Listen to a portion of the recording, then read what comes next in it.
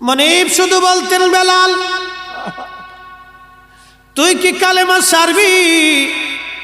বেলালের একটাই কথা, মনিব জীবন চলে যাবে কিন্তু ঈমান আমি দেব না হে মনিব।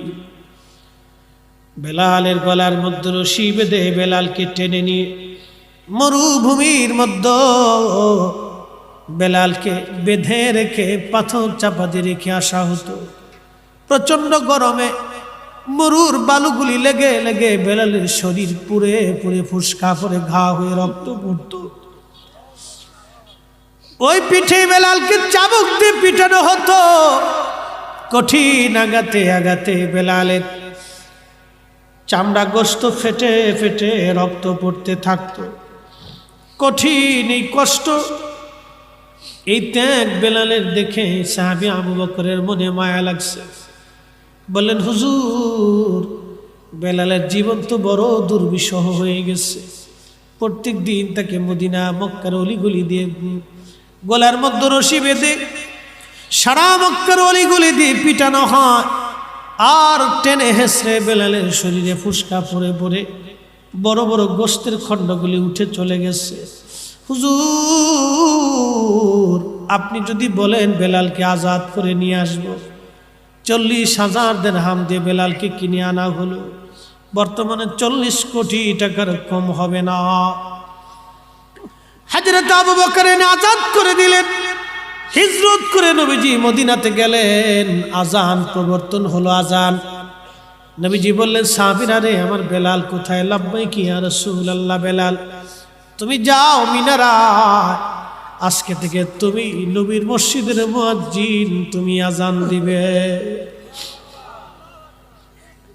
চেহারা ছিল না, লেখাপড়া ছিল না বেলালের।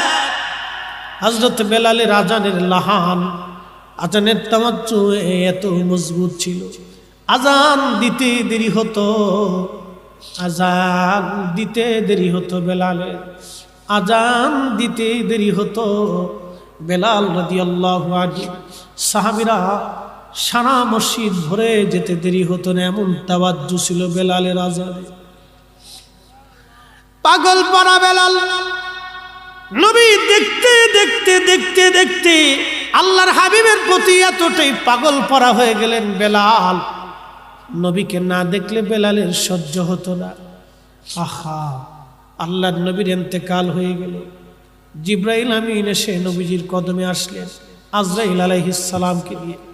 বাবে জিবরাইল দিয়ে দরজা দিয়ে সালাম দিলেন। নবীজি সালামের জবাব দিলেন। জিবরাইল কি জন্য আসছেন? হুজুর আজরাইলকে নিয়ে আসছি, আল্লাহ পাঠিয়েছে, আজরাইল কথা বলবেন আপনার সঙ্গে। আজরাইল আলাইহিস সালাম সালাম দিলেন। নবীজি বললেন, আজরাইল কি জন্য আসছেন? বলে, হুজুর আল্লাহ পাঠিয়েছেন, আপনার আগে এইরকম কারো হয় নাই, আপনি নবীর পরে কারো হবে না। হুজুর আল্লাহ পাঠিয়েছেন, আপনি অনুমতি দিলে আপনার জান কবজ করব, অনুমতি না দিলে আমি আজরাইল ফিরে চলে যাব। আপনার যতদিন মন চায় আপনি ততদিন উম্মতের মাঝে বেঁচে থাকবেন। আহা, নবীজি বললেন, আজরাইল আল্লাহর হুকুম কি রকম? বলে, হ্যাঁ আল্লাহ আমাকে এইভাবে ফরমান দিয়ে পাঠিয়েছেন। জিবরাইল বলেন, হুজুর আল্লাহর ফয়সালা এরকম, আপনি চাইলে চলে যাবেন, না চাইলে আপনি দুনিয়াতে থাকবেন উম্মতের মাঝে। তবে হ্যাঁ, মাশুক আল্লাহ আপনার দিদারে আগ্রহী হয়ে আছে গো নবীজি।